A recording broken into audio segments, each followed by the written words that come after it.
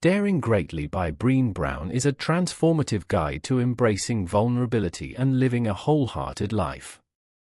Inspired by Theodore Roosevelt's famous Man in the Arena speech, the book encourages readers to step boldly into their lives, even if it means risking failure, rejection, or discomfort.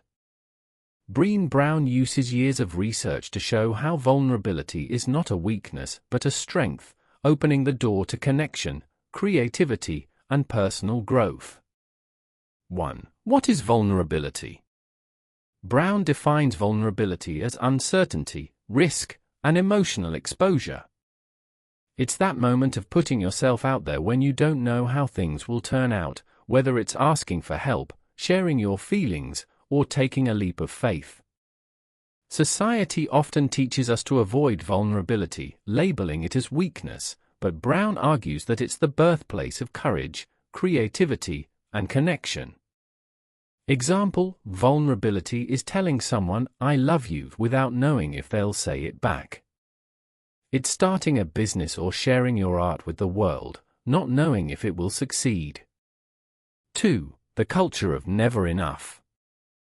Brown highlights how we live in a scarcity culture, where people often feel they're not good enough, smart enough, or successful enough.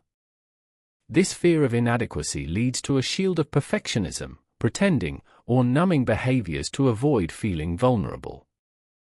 She explains that these habits keep us from truly living and connecting with others. Key insight: instead of striving for perfection, embrace imperfection and understand that being enough is not about meeting unrealistic expectations but accepting yourself as you are. 3. Shame versus guilt. A significant part of daring greatly is understanding the difference between shame and guilt. Shame, the feeling that I am bad. It's internalized and deeply damaging, making people feel unworthy of love and connection. Guilt, the recognition that I did something bad. It's tied to actions and can lead to positive change. Brown encourages readers to develop shame resilience, which means recognizing shame, talking about it, and reframing it so it doesn't take over your life. 4. The myths of vulnerability. Brown dispels common myths about vulnerability, such as: vulnerability is weakness, on the contrary, it takes immense courage to be vulnerable. I don't do vulnerability, everyone is vulnerable, whether they admit it or not. Vulnerability means oversharing. Healthy vulnerability is about sharing appropriately, not spilling everything to everyone. 5. Wholehearted living. Brown introduces the concept of wholehearted living, which means engaging with life from a place of worthiness. People who live wholeheartedly cultivate courage, compassion, and connection by letting go of shame and fear. Key practices for wholehearted living.